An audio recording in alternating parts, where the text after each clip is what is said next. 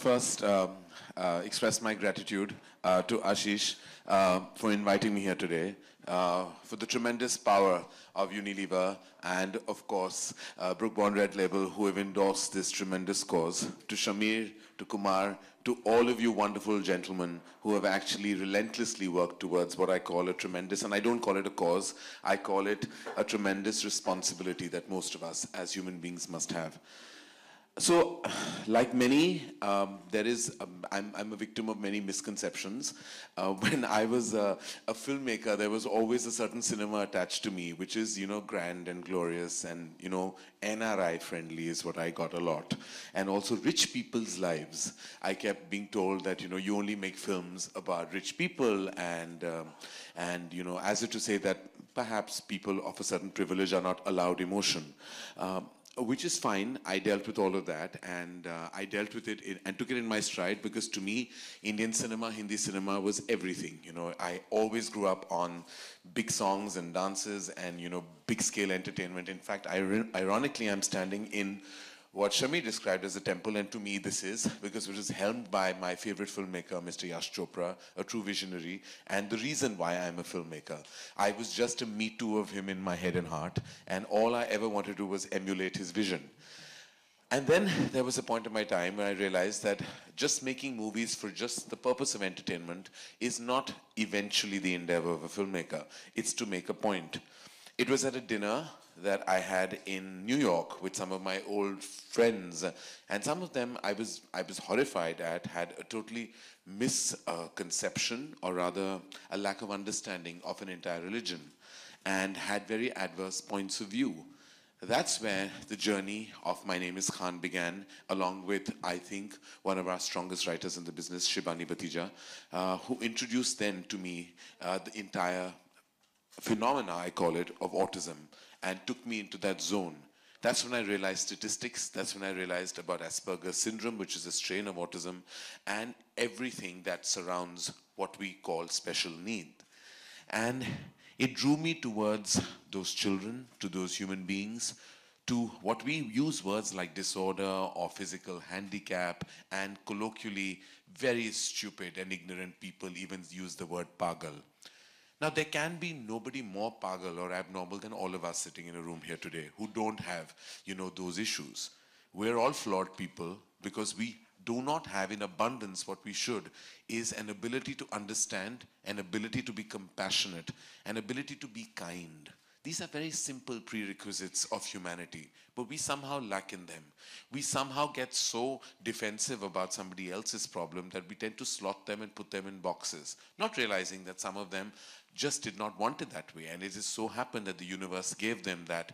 At times, it could even be, something that was not in their control, or sometimes when mental health, we talk about things like anxiety and depression, things that happen in the course of your life. That's when I met these children and these human beings, dealt with them, spent time with them, developed. Well, there were times, like Shamish said, that I wanted to cry into my pillow that night because I felt so grateful to the good Lord that I wasn't in that circumstance. When I gave birth to two children, my first fear, which is a natural fear, is that, oh my God, I hope they're healthy. Then it drew me to those parents, much like Ashish and his wonderful wife, and so many of you in this room, who must have had to spend relentless and all-nighters just worrying about their child, worrying about what he or she is going through. And that continues to be something that stays with me as an emotion.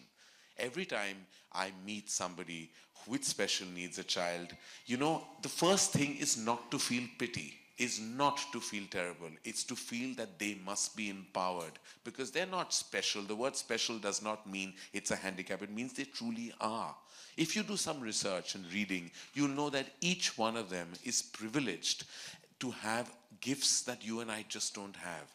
Leveraging those gifts is everything. It's all about humanity, is to leverage some of the have-nots and not just fester on them, just to leverage them. Music is such a tremendous binding force, and I wish I had the large-heartedness of Ashish and his entire team and all of you sitting here to spend relentless hours to just make sure that you leverage these wonderful gifts that children have, and even some of them who are older. And I think music is such a tremendous, like I said, a binding force. It brings you together. It kind of unites you in a way that no other force does. We're all privileged to be able to listen to, absorb, and emulate music. And music and this entire six-pack band 2.0 is not just a phenomena, it is the future. We as human beings have to get more compassionate about what surrounds us. We have to be accountable to our environment, but not just our environment, our animals, but also to human beings who need our help. Our help not in a way that is bichargi, or help that is, sahara. These are very sad and unfortunate words. They need your strength. They don't need your weakness. They need for you to empower them because they are amazing, each and every one of them. And what I'm going to introduce today is something that makes my heart large and happy. And today, just coming here for an event is really truly nothing. But constantly, I have been dealing with them very silently. I've been with organizations that deal with children like this, especially because I think I was always a born mother in my heart. I always had a sense of nurturing. To me, I'm privileged finally to be a mother and a father to two wonderful children.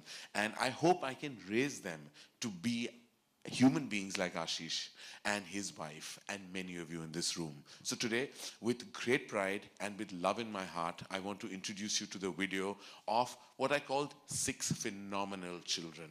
Each and every one of them. I mean, from Anjali to Ananya to Parth to Prerna to Maitreya to Rishan, each and every one of them are empowered, they are superb, they are supremely talented, and more than anything else, they're born fighters. They're warriors of hope, and I want you to have a look at their first video.